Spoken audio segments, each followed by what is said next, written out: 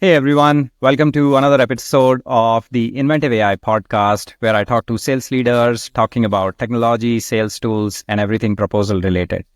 Today, I'm incredibly excited to talk to Richard Harris, who is a renowned sales consultant and the founder of Harris Consulting Group since 2013. He's the author of two books, Owning Your Job Search and The Seller's Journey, and is a four-time Salesforce sales influencer. He's also co-founded the Surf and Sales Summit, which is one of the most unique sales summit that you might have heard of, and we'll talk about that in a minute. And he's also the co-host of the Surf and Sales podcast. He firmly believes you are never too old to learn how to surf, and I think I'm going to get some surfing tips from Richard today because I've never surfed in my life. Richard, welcome to the show. Excited to have you here. Thanks. I'll expand that too, that you're never too old to learn anything. And the reason I bring that up is because I was 50 and I learned to surf. I was 48 or 49 when I learned to snowboard. And I learned to snowboard because I wanted to hang out with my kids. But now I've gone back to skiing because now I can't keep up on a snowboard. But the point is that I wanted my kids to see that at any age you could learn something new and challenge yourself. So it's you're never too old to learn anything, right? Which I know we hear and we talk about in sales and business. And, you and I were talking offline about all the stuff you did, in your career and stuff. And so I just want people who are listening to don't ever think you're too old. And I've been, by the way, and I'll derail us one more second. I've been down the path. I went down the path at 39 of like, oh my God, I got laid off in 2008 because of the recession and the financial situation. Who's going to want to hire a 40-year-old guy, right? So I've been through this. I speak from my heart when I encourage people it's never too late. Never been in sales? I don't care if you're 50, you can learn it. Never snowboarded? I don't care, you can learn it.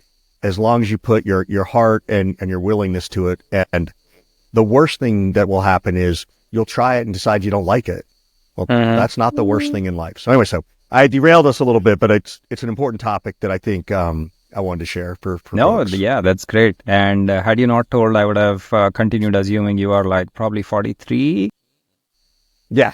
I'm a little older now, so we'll see how I do. Now I have to worry about my knees and all that shit. So Cool. So the first thing I want to touch upon in this conversation, Richard, is I'm super fascinated by this whole concept of Surf and Sales Summit. So if I understand correctly, it's a very intimate gathering, a couple of days, and you guys surf and talk about sales and you coach people. It's just like super fascinating. Tell us more about how did you guys come up with the concept and what is the philosophy behind the summit? Yeah, so my partner in this is Scott Leese and another guy named Jeff Coleman. And Scott and I were on vacation in Costa Rica with our families. He has two sons. I have two sons. We're all very tight, close-knit families. We were walking off the beach one day and he said, how come nobody does a summit here? How come, why do we got to go to like Nebraska for a sales conference, right? Why do we got to go to, Orlando, Florida? Not that those are the worst places in the world, but they're not Costa Rica. And I said, I don't know, let's do it. And so we came up with this idea. We tested out the concept of it, just asking people, and we put it together. In like 6 months, we had our first session down in Costa Rica. And our goal was that it's about 4 hours a day of content. And I should say our goal was about creating something intimate and personal, right? So each day there's maybe 4 hours a day of content. And it's sales related for a lot of things, but I'll lead a topic on mental health. I'll lead a topic about breaking through your own barriers, kind of like what I just shared. So it's not just sales. We've had marketing people, customer success people come down. And so we built it to be intimate. There are surf lessons for those who want to surf. Not everybody surfs. About 60 to 70% of the people who come have never surfed. And it's this perfect spot in the world where the waves are always the right size for beginning surfers. We have the same people doing it who teach us. We have the same photographer, same lessons, same people cooking for us, same houses every year. So we're dialed in the area, which is great. And we just really wanted it to be about creating those connections. Take about 16 or 18 people. And the content's there and it's good. It's great content. That's what everybody tells us.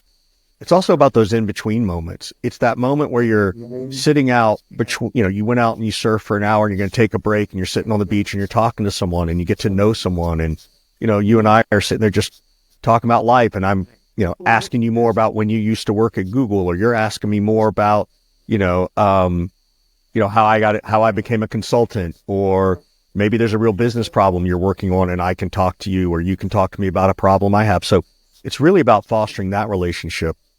So we wanted it to be that. We didn't want it to be 30, 40, or 50 people.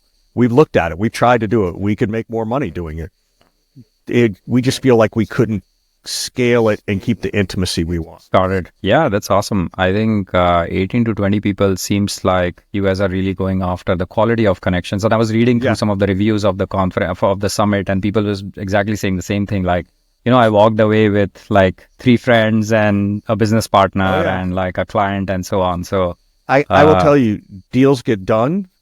Deal hiring gets done. People are hired. People find new jobs. People find new best friends.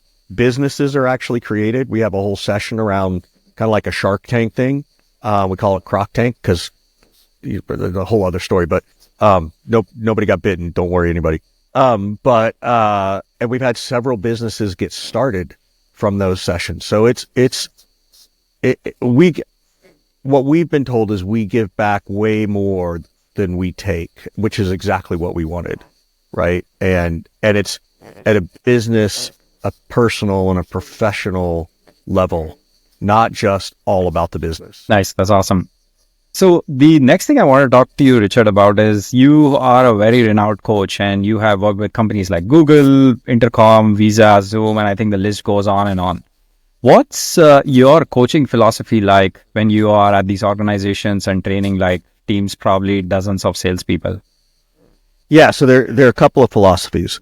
One philosophy is it needs to be tactical and customized. So when I do coach people, we're talking about the deals that are in their pipeline, the companies they're trying to prospect. So when we're practicing in role playing, because there's a ton of role playing in the training, we're doing it in their words, in their language. That's the most important thing to me.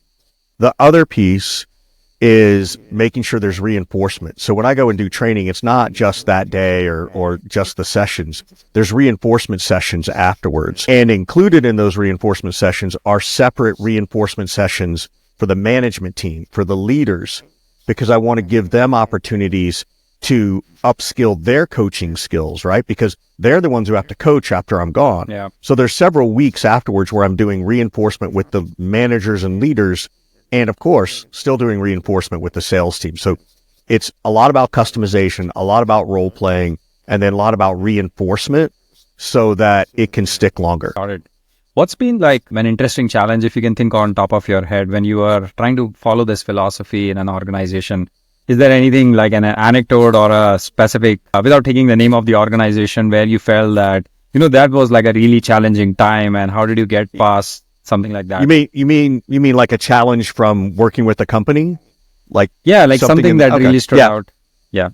So if I'm interpreting your question right, I want to re-ask it. If the answer I give doesn't align, please re-ask it. Sure.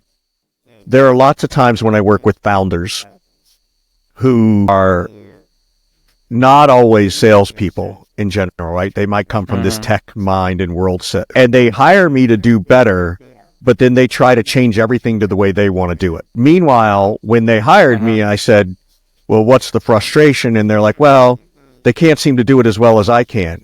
And I'm like, well, that's because you're a founder, right? You're using the title founder, right? Or CEO, so that's always the most frustrating thing with clients is they hire me, but then they don't want to give me what I know to be true, which is to get them out of the way. Right. Interesting. They eventually do, but there's definitely some, I have said on more than one occasion of, look, you've signed this contract. I'm in control of the content. You can either take the buyout clause and pay me 50% and get nothing, or you can trust me to know what I'm doing. But you hired me for all these reasons. So you decide what you want to do. Right. So, and usually in that instance, they'll back off. So that's how I see it. That makes sense. So, I think they say, right, like nobody can sell as well as a founder, and being a founder that's actually, such bullshit. I realize that as That's such bullshit. That's such bullshit. And I'll give you an example.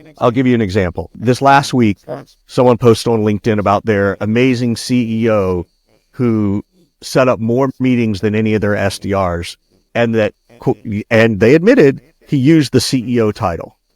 And I'm like, well, then that doesn't count. Like, first of all, if you are a founder or CEO, you should be, but that's why they're taking the meeting. So I said, go do an A/B test, and you can't use the title and tell me how it worked, because nobody can sell like the founder. Of course not, because they're not the fucking founder, right? They don't have the intimacy of the knowledge, right? Particularly if you're a tech founder, if you come from the developer space, right? And you know how to create the product and you know the roadmap off the top of your head, but maybe you haven't announced the roadmap to the rest of the team, or you've told the rest of the team that they can't use the roadmap, but then all of a sudden you get to drop it in because you're the founder and you can say whatever you want. Nobody can sell. Founder can do more faster, but they can't sell if they take away their title, in my opinion. Now, if it's a business founder, might get behind it. The other challenge is founders love to claim, by the way, I've written all about this stuff. Founders love to think that they can, go read a book like my book over the weekend and all of a sudden they're an expert in sales, right? That's not the case. You want to know what the problem is? You want to know why the average tenure of a VP of sales is 16 months? Because the founder sucks at being a founder. They think that it's going to go faster than it really will. The biggest mistake I see all the time is you go get this money, you get the VC funds, and you think you can do in 6 months what it's going to take 18 months. I can't tell you the number of times I've talked to people in the last year and a half around, hey, we want to build a channel program, I'm like, great, do you have 2 years? They're like, what do you mean 2 years? I'm like, it takes 2 years to build a very successful channel program. Oh no, we think we can do it in 6 months. And I'll say, great, what are you going to do? And they show me the list and I'm like, yeah, that's going to take you 2 years. And they're like, what do you mean? I'm like, because nobody's going to move as fast as you want them to. Just because you think you can do it doesn't mean you can, right? The only place where that might happen, and it doesn't even work in the partner world, is if the product is truly PLG, right? If it's truly a Gemini from Google or ChatGPT, right? But that's not the same thing, right? That's a different kind of sales motion. And no, for all the founders, just because you think it could be a PLG does not mean it is. Trust me. So, all right, I'll get off my soapbox. Sorry. No, I think that's a lot of great points in there, and makes a lot of sense. Like founders typically want to do everything quickly, and maybe they should. They really need somebody to come in from the outside and sometimes. Yeah, let me put it to you this way. And I've got this post going out in about a week, and it literally says, tell me you know nothing about setting revenue targets while you tell me how perfect your AI is. If you can perfect your freaking AI, don't tell me that you know how to set revenue targets. You're not that smart. Why haven't you fixed the other problem? Right. So that's the challenge I see. Interesting. Let's talk about like slightly bigger companies, like small and medium enterprises, actually medium enterprises, mid-market companies or larger companies. Like what do you see are the biggest mistakes that they make in their sales teams? And having worked with a lot of those, like how in the past have you been able to help them or correct some of those things with your training? Yeah. So I'm going to go pull this up so I can remember them all properly, but I've literally written a post called the 30 mistakes that founders are guilty of. And it doesn't even matter whether you're a founder or mid-market or, early stage. So one is it's never going to go as fast as you think it will. Sales is not turnkey, right? Just because you think that, you can just hire another VP of sales doesn't mean anything. The biggest thing that I see as a mistake is, and this is any company, is that they talk about what they do, not the problems they solve. So here's an example. I could come out and say, I'm Richard Harris and I'm a sales trainer training Intercom, Google, and Salesforce, right? That's what I do. But do you know what? The pain that I solve is that I teach reps how to earn the right to ask questions, which questions to ask and when. Or the pain that I solve is I help early stage founders avoid all the mistakes and pitfalls that everyone makes in their go-to-market sessions or in their go-to-market strategy. So talking about the pain that I solve, and painting a picture of pain that shows what I do in a day-to-day world based on their day-to-day world is the biggest mistake I see people talking about. And this is the difference between marketing and sales. This is when marketing has too much command of the message, because nobody cares what you do. They only care what pains we solve. Nobody cares that we're going to make you more effective and efficient at forecasting. Not good enough. That's not a good enough solution. Hey, I'll make sure you don't have to stay up till midnight on Sunday nights preparing your forecast for the weekly meeting on Monday. That's a pain. That's something everybody can picture and feel. That's what I'm talking. That's probably one of the biggest mistakes I see is around messaging. Yeah, that makes a lot of sense. In the sales world, like, what do you think is the most overlooked competency in, let's say, training and coaching, according to you? Of the salesperson they're hiring, or of them is the factor? Maybe like as part of the sales teams that you go in and work with, and you kind of coach them. I think that the most overlooked competency of a salesperson is their willingness to learn and be coached, right? I think that's the biggest thing. I think that often shows itself also because the people doing the hiring are terrible at interviewing. So that coaching piece. So now I'll go one step bigger, which means how do I build a strong sales culture? Well, that starts all the way at the interview and understanding and defining what your culture needs to be. You know, do you want a cold call, phone slam, 1 to 3 call close, assuming that's what your product or service does? Do you want to foster high competitive situations or healthy competitive situations? Because those are two different cultures. And then based on that, you try to look for the right people who match and align with that at that level. So I think that's one of the things that I think that matters. I think the other thing that happens too is understanding the value type of person you're looking for. I'm kind of flipping this back from, this is a sort of a middle of the road, like it kind of goes on both sides of the interview answer. So drill down on me if you want. So often we think that the culture of the sales team needs to be these aggressive type A athlete, highly competitive people, right? Which is okay. There's nothing wrong with that. And if they're successful, great. However, there is, and I believe this too, that the quiet, introverted person has an equal power value than that hyper competitive. And that value is that they sit and listen, that they absorb what's going on, and then they're able to communicate.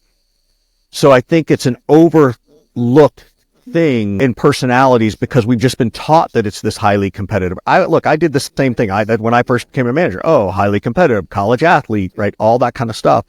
And it took some time for me to realize that the quiet, introspective person doesn't mean they don't have the courage or the bravery to ask for the sale or to marinate and spend time in the objection, right? It's just different than what we've been conditioned to think. So I think those are overlooked skills.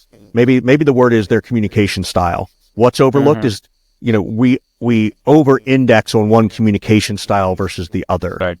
Yeah, I think I had a personal experience with this. Like, we were trying to hire a salesperson at some point of time. And we had like these two guys. One was like very, like, hey, I'm like awesome, and these are the things that they've done. And he was like very impactful. But there was this other guy who would just ask questions. And his style was like, he would listen and then ask you like a question about, okay, what is the most important problem? How are you solving it? He wouldn't sell himself or anyone in that interview. But I was just so intrigued by the way he was asking the questions that I was like, holy shit, like you can actually sell by asking the right questions instead of just giving about your product. So look, if I could make money doing interviews I would absolutely take that job because I love interviewing. And one of the things that I teach people is, I'll walk in and say, look, I already got a bunch of questions, and they're not the questions around, tell me about a day in the life. Tell me about that. So you can ask me a couple of questions, but then I got a bunch for you. And my questions are way harder for them to answer. I ask questions like, hey, if I make it to the next round and I get to meet your team and I ask your team, what's the one thing that they love about you and the one thing you wish you would, they wish you would do better, what are they going to tell me? Right. So now all of a sudden I've told this person who I'm, as you said, having to sell myself to, that I'm not afraid to ask questions of some stranger. Right. So I agree with you that I love that approach. I think you're spot on. That's the stuff that's overlooked, right? Like that's the stuff that, and you don't have to be an aggressive athlete. You can still be the quiet, introspective person to do that, right? So, as I tell people all the time, if I were interviewing with you, if you were looking at hiring me, you're not interviewing me. I'm interviewing you because I got to decide if I want to work for you. Because if I think someone's a jerk, I'm not going to go work for them, right? And now I say that, and it is, almost October of 2024. If someone needs a job, I can appreciate being a little softer than my approach, right? Like I want people to have jobs and take care of their family and pay their bills. And you may not be able to be as aggressive as Richard would be because Richard doesn't care. Again, the advantage of being older is I'm at the I don't give a shit stage anymore. But so I respect people who are like, well, I can't be that aggressive, Richard, so I'm going to dial it back. So I just want to make sure people who are listening to me going, yeah, that's cool, but I could never say it. I understand why you might not. The economy is indicating that you might not be able to. 2021 and 22, you could have. Right. Yeah. Great discussion on this, and definitely something that we can take away at Inventive as well as we are looking for our sales hires. I wanted to shift gears a little bit, Richard, and get into the talk of the town, which is AI and specifically AI in sales. Yeah.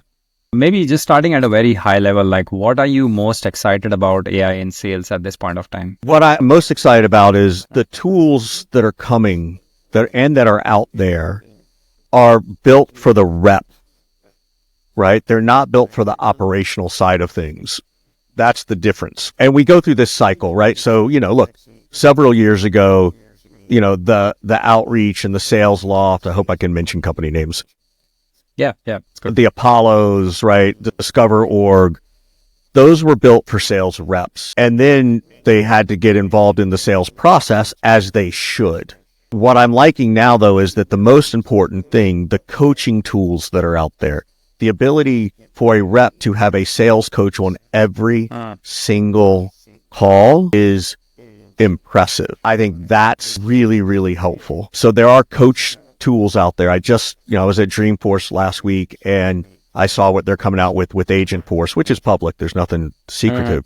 Yeah. But, not only do they have a sales coaching tool within the platform, they also have the ability to take that data that is in the CRM, in the email, that's in the phone, all the call recordings, and really formulate all the things that are needed. And they should be able to formulate how to deliver that message in a way that Richard wants to hear it, not the way that the sales rep wants to communicate it. And so it's this communication skill, which for me all comes back to what I've written about a ton, which is, we added get the humanity back in sales. And that's what sales coaching is. It's all about humanity, right? It's just sales psychology, right? It's just a sales therapist. And so I think that's the big piece that I'm really excited about for the AI side of the world, like that, because it's now tangible and tactical, strategic and tactical, that a rep can use every day and get better for those reps who want to get better. Right. Yeah, that's very interesting. I have a close friend. He's actually building a company right now. He's building a tool basically that helps with some kind of like sales training and stuff. And the way they're thinking about it is actually doing a lot of these simulations with like a potential customer and like training them through that. So I think connecting the dots now, like I think it is actually a very exciting thing. I hate to tell you this. He's too late. He's too late. I'll pass on the message to him. Yeah. I mean, and here's the answer. There's already a bunch of tools out there that do it, and they do it very, very well. And Salesforce just announced they're putting theirs out there, and you can role play with it. So if I'm already a Salesforce customer, I've already got Gong connected. I've already got this connected. It was interesting. Salesforce came out. It's called Agentforce, and they have 7 different things they're doing with it. But this is one of them. And not only will I be able to role play it, I'm going to be able to role play it based off the real data that's in the CRM. which is coming from the call recordings, which is coming from the emails, because we don't have to do all the data entry anymore, right? So you better find something really unique, because, my joke last week was that, well, that's cool that Salesforce is doing it, but I think they just blew up their app exchange. Like Right. all these tools that can do that, right? Not to mention the Slack, right? Slack integrations and stuff so anyway, I wish him well. I won't tell him he won't be successful. It's just going to be a struggle. Right. And by the way, this is the other challenge of AI in sales, right? So this is a piece of this, which is the life cycle of product development for AI in sales is about 30 days. Every 30 days, something new happens, right? And I'll give you an example, but the real world situation of that, if you go back to 2020, here in the States, we had COVID hit. Then we had all the layoffs hit. Then we had an election cycle that went nuts. Like every 3 months, something crazy was happening, right? And that's the same thing that's happening in AI. It's just going faster. And, this example, like what your friend, this bot thing where you can role play and you can do all these things. I saw the first of these, a year ago in April, so 18 months ago. And the feedback we got was, this is great, but it's a feature of Gong. So what is innovative and creative very quickly becomes just a feature of another tool very quickly, right? And I think that, and again, so it doesn't mean that it won't happen or it can't work, but that's the challenge I'm seeing in AI in the sales space, is that the new cool thing will either need to be acquired by a bigger company quickly, or that bigger company is just going to build it themselves. Right. Yeah. And I think this is one of the challenges. So I talk to like a lot of CROs and salespeople as well right now. Yeah. And one of the biggest challenge that I think I hear from the sales companies, because like we sell our RFP automation tool primarily to sales and pre-sales teams, right? One of the biggest challenges that they generally tell about what they're struggling with is there are a lot of point solutions in the market, and everybody is trying to figure out, how do I reduce the tool overload on the sales reps or salespeople in their company? So I think that's it's just an extension to what you're saying. I agree. Now, that's not going to go away, right? If, as I said, it's now going to become, how do I manage feature overload? Correct. Right? Yeah. So, for example, Salesforce, they've got a recording system like Gong, right? They're going to have this coaching piece like all these other, all the other companies I know that do it.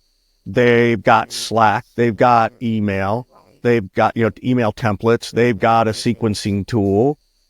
They've got all the same stuff. It's not about sales product overload. It's about sales feature overload. And what people, the hard, cold reality leaders are going to have to realize is that it doesn't matter what the name of the tool is. At some point, you just have to give them time to learn how to use it properly.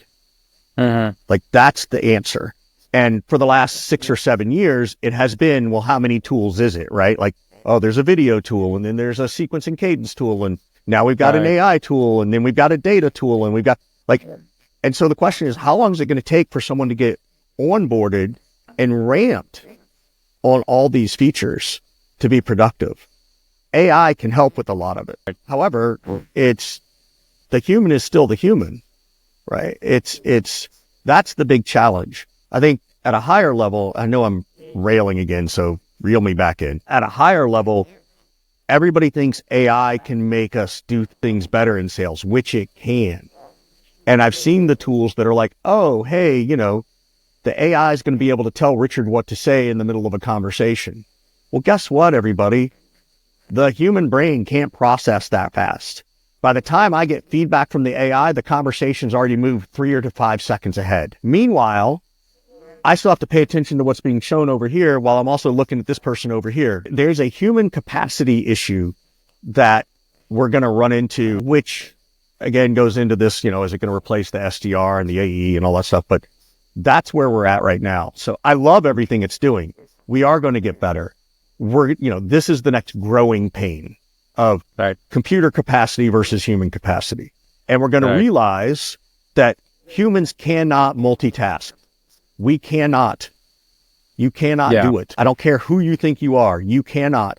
You cannot sing the ABC song and count to 100 at the same time easily, as fast as you could sing the song or count to 100 by themselves. Yeah, I guess we are limited by the human capacity until, of course, all of us have chips in the brain if Neuralink Yeah, works Elon's out. working on that, right? And maybe you are. Now that you've left Google, maybe that's what you're working on and you just haven't told me. So Cool. Based on everything that's going on around AI and like technology shifting so fast, what advice would you give to the CROs and the sales leaders today? just because you have these tools does not mean you're going to hit your revenue number if they're unrealistic revenue numbers. Don't tell me that because you can now get out, like, again, yes, we can spam bot the heck out of outbound messaging, right? And I wrote about this the other day too, is part of the challenge is that, oh, how do we break through the noise? How do we break through the noise? Well, it's got to be customized. It's got to be personalized. I'm like, that's not the problem. The problem is I still got 100 emails in my inbox and you got to hope I choose yours, right? Like so yes, that matters, but that's not necessarily going to break through the noise. I think that timing is going to matter more. I think my partner, Scott Leese, talks about this, right? Is that it's networks are going to apply more. You know, we've all done stuff where it's like, hey, you know, do you know so-and-so over there? Yes. Could you ask them if they're interested? Yes. Well, that message gets through all the time, right? But that doesn't mean that person's ready to buy. But if you have 100 of those conversations over a week with people you know versus 100 emails a day, you know, the A/B test will be which is better. I don't know. Right. So my advice to them around all this AI is don't get unrealistic expectations in your head thinking that that's going to solve your problem. Now, the other piece I will say is you have to slow down to speed up. And as you look at these AI tools, which you should be using, they're going to be table stakes, right? This coaching element is table stakes. If I'm a sales rep and you don't have an AI bot for me to practice, why would I come work for you? Unless you're going to sit there with me and have me do a role play 20 times with me a day, right? So to some extent, you have to slow down a little bit to understand where the right AI thing is going to help you in relation to what you're trying to accomplish at the revenue end, and not think that it's always going to be faster. So you might have to slow down your hiring for 2 or 3 weeks while you examine the coaching tool, which coaching tool, etc., right? And testing it. Then you can start to hire and then you can speed up because now you can bring in 5 or 7 people and train them that much faster, right? So I say this a lot is that everybody wants to do it better, faster, and cheaper. The challenge is that people can only do 2 out of 3 at the same time, right? And they always choose faster and cheaper. They think that better means slowing down. Better means slowing down now to speed up later. So Yeah, very interesting. So basically, like the AI tool is not the silver bullet. I think you still have to do a lot of things, and then you have to it's kind slow of like down this. to move fast. Yeah. So let me ask you this question, right? Because you're going through a hiring process, right? When you hire salespeople, how many will you hire at a time? 1, 2, 3? Does it depend on cash flow? Yeah, probably like one at a time at this Nope. stage of our company. Terrible idea. So here's my advice. You hire at least 2, if not 3. Here's the deal. When you hire 2 people, you're not committing to 2 full year salaries. You're committing to 1 full year salary at 6 months. Because in 6 months, you're going to know which of these 2 are going to make it, right? And if you only hire 1 at a time and that person sucks or you hired the wrong person, you have to go all the way back to the beginning and start over. Right. So you just burned 3 months. So this is where faster and cheaper, hey, it's faster if I just hire 1 person. I can train them faster. I can get that person on board faster. We can get them on the phone faster, maybe, isn't better. Because what happens in 3 months if it's the wrong person? Right. Yeah, that's actually a very useful piece of advice. Thanks a lot. Sure. Consider it when we are thinking about our next sales hires. Yeah. Cool. Maybe I think we are nearing the end of the conversation. I wanted to get a couple of other questions in before we jump out. So, just Sure. some general advice from you. I think you have And I've had a got, very by the way, successful.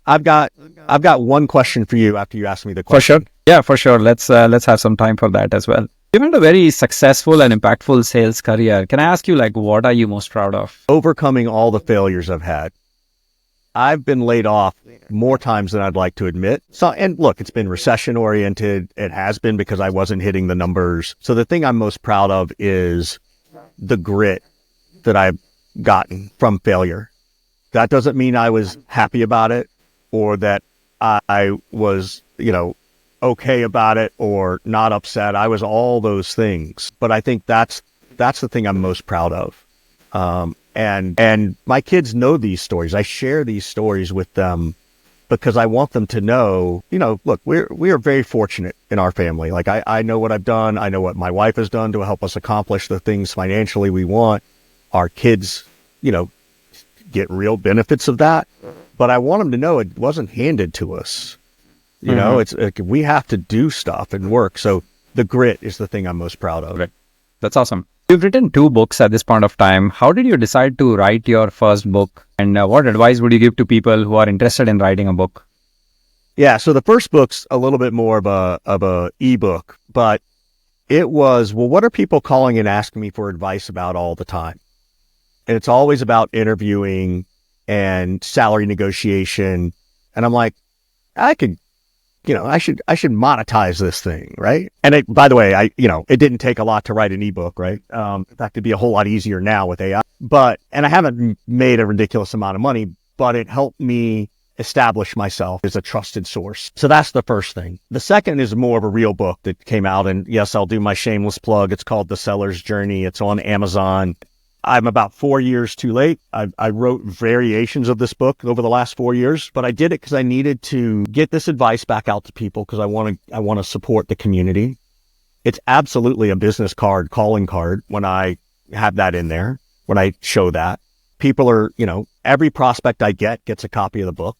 Every prospect who I have, so I'll send them a copy of the book. And I think it just sort of helps differentiate me. That was the main reason I did it, was the differentiation. What advice do I give to people? Start anywhere. Don't worry about the title of the book. Don't worry about the titles of the chapters. Don't worry about all the fun stuff, because that is the fun stuff. Don't worry about what the cover is going to look like. Just get the content out of your head. It's the same advice I give founders when in the go-to-market strategy. Like, let's say you hired me to help you with your strategy and you've gotten 5, 10, or 15 customers. The first thing I'm going to do is just interview the heck out of you and get all the stories out of your head so we have them on paper. I don't need them to be organized yet. I need to know the anecdotes. I need to know who are the titles you spoke to. So it's like, how do I write my sales playbook? Well, first you just start. So just start anywhere is the first thing. And then the rest of the book will find you. The title will find you. The cover designs will find you. The chapters will find you. Just get it out of your head. That's the most important thing. Yeah, I think that's a really great advice. I've considered writing a book a lot of times, but it's just like thinking about everything at once. It's such a daunting task, but maybe starting small. So that's what delayed me, right? Like that's what happened in 4 years. And I would go off in these moments where I was like, oh, I'm going to write this down, and I would capture it. And then I just got lazy. I didn't want to pay for a publisher. I thought I could do it on my own. And then, like all this stupid stuff, right? So that was sort of the silly part for me. And I'm very good at creating excuses. I'm very good at it. Even though I've got the grit, I'm very good at that. And I think a lot of people are. Like, I don't think I'm, unique in that. So that's the piece. And you have to dedicate the time to it. And the only other piece of advice is, if you're going to try and write something, there's 2 ways to look at it. So one is, some people can put it on their calendar for 20 minutes at a time that I'm going to write today. For other people, that doesn't work because they need to let it happen spontaneously. There are tons of musicians that they write their songs when they just go out for a drive at night on the highway, because the road clears your head, right? The vibration of the road, or you get an idea in the shower because you're finally relaxing. So it's that, how do you find that part of your creative brain to go do that? And then how do you get it down on paper, whether it's dictating it into a machine or whatever? So that's such a great insight. Actually, I was thinking about it when you were speaking. Like, I'm one of those second people, like when I'm in the shower or when I'm driving, like that's when I get my creative brain flowing. And maybe I just need a I just need a process to get Look. those thoughts captured at the right place and Yeah, kind look. of act on it. Believe me, there are Navy SEAls who are in the water and they have to write shit down. So I'm sure there's something out there that you could put in your, in your shower that's the least wet space of your shower, so that there's something next to you when it happens that you at least write it down. Right? Yeah, Like, that's yeah, my totally. recommendation. So That all right. that makes a lot of sense. Yeah. I have a couple of rapid fire questions for you. Yeah.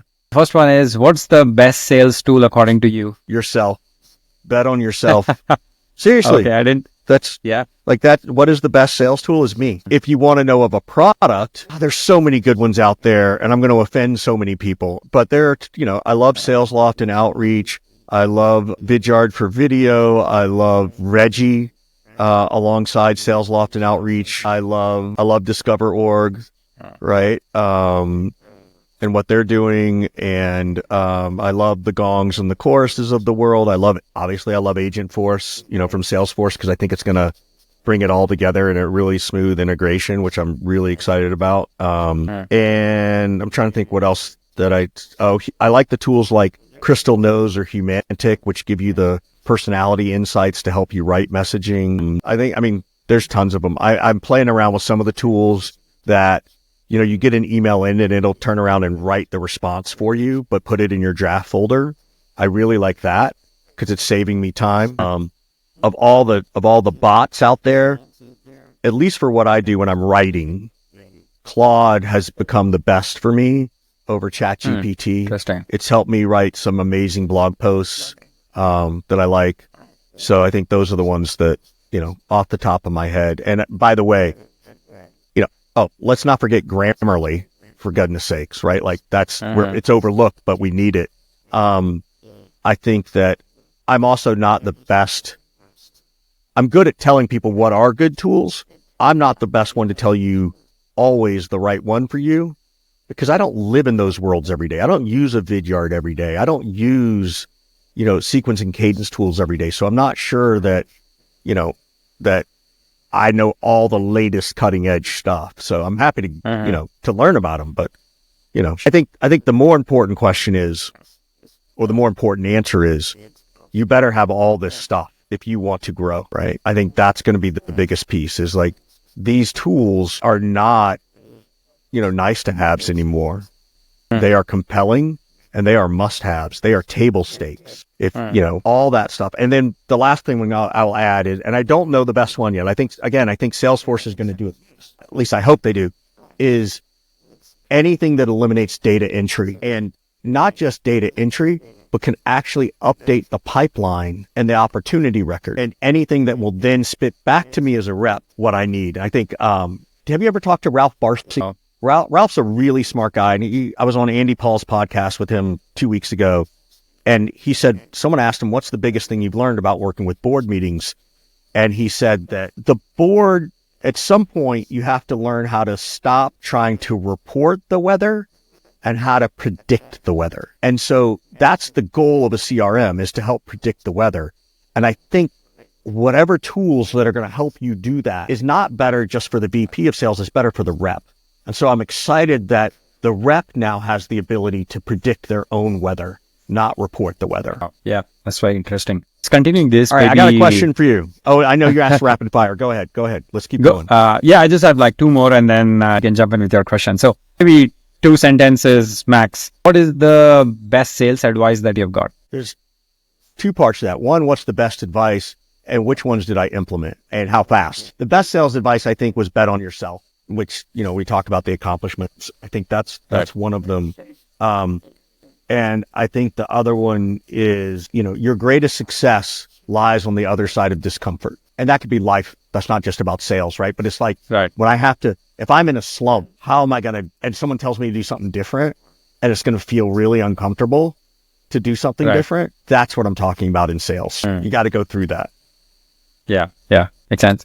And then the last question from my side is like, the flip question of this is, what is the worst sales advice that you've got? Oh, yeah. And by the way, I gave this one to people too, which was, hey, leave your problems at the door. Like, you could have really hard times going on in life at home, and you're like, hey, you think of work as like a place where you don't have to worry about that stuff at home. And I believed that and I did it.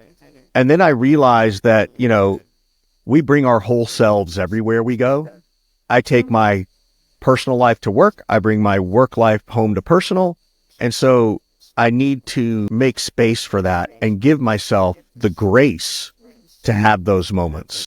If it becomes so detrimental that I can't function at work, well, then it's time to have a real conversation about with yourself or your family or your boss. But this whole like leave it all behind at the door, terrible advice. And I apologize to anyone I gave it to who's listening. Yeah, this reminds me of something that I think Jeff Bezos talks about a lot, which is it's not about the work-life balance. It's about work-life harmony. Right. And yeah, cool. To your question, so you've talked to a ton of people like me, right? Mm-hmm. Aside from my brilliance that I've shared with you today, now seriously though, what are 2 or 3 things that you've learned from other people that really struck a chord that, and it could be about anything. It could be about tech. It could be about being leaders. It doesn't have to be about sales. Like you've talked to so many people, what have you learned that's really resonated? Yeah, I think the number one thing that comes to my mind is I was doing this podcast on GTM and I was doing a lot of research on that. And somebody told me that I think it was Intuit. There was a discussion happening about GTM and product innovation and stuff. And there was this board member of Intuit that said that there is one innovation that trumps all innovation, even the product innovation, is actually the GTM innovation. And that line kind of stuck with me because at that point of time, we were trying to figure out the GTM for Inventive, which is my company. And I just coming in from the tech side and the product side, I haven't spent too much time on GTM. But the more time I spent, I realized GTM innovation actually can be more important than product innovation a lot of times. Because if you do that right, you can. So explain that, because I want to spend a minute on this, and we don't have to get to another one because this is good. For sure. Yeah. How did you interpret GTM innovation, right? Because I have a concept of it. You're going to have a concept, so and so else. But I want to know, what did that mean to you? What did you do when you heard GTM innovation? Yeah. So I think in tech circles specifically, right? That's where I'm coming from. That's where I started Inventive from. A lot of focus is usually on, hey, what is your tech differentiator? How's your model different? How's your product different? And so on and so forth. What I've come to realize that all of that is important, but you can still have a decent product. But if you have an incredible GTM innovation, you can still kind of do really well. And by GTM innovation, what I mean is you just figure out what are the new ways you can get to identify your ICP and get to that ICP. And the example that I'll give is, I think this was a podcast with Santosh Sharan, who was the ex-CEO of Apollo.io. And I think the example that he gave me stuck with me was when he was at ZoomInfo, a lot of these companies had big sales teams and big SDR teams trying to close the sales. And what these guys did, they realized that, the biggest challenge that we had is finding these SDRs and paying them $80K a year or $40K a year, whatever. So what they did is they just went ahead and figured out how to get more SDRs. They just went to college campuses, got a ton of these second year, third year students, trained them, and then gave them all phones and started figuring out, how to get to thousands of customers on a daily basis. So right. I think that was a very interesting idea of GTM innovation, that it was not just finding the right customers but it was how do we reach to those customers in a scalable way. So I thought that was very interesting. And he shared a couple of other examples as well around how they led GTM. For example, he was talking about Apollo and how they moved into PLG when ZoomInfo and some of these companies were actually still at $30K a year type of annual contracts.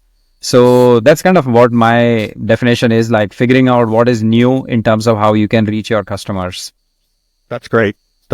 And that's hard too, because it feels like everybody's done it all before, right? It's which is what innovation is in general, right? But it's the idea of let's go get some second and third year students who could work part-time, right? Which is interesting, because I was at Dreamforce last week.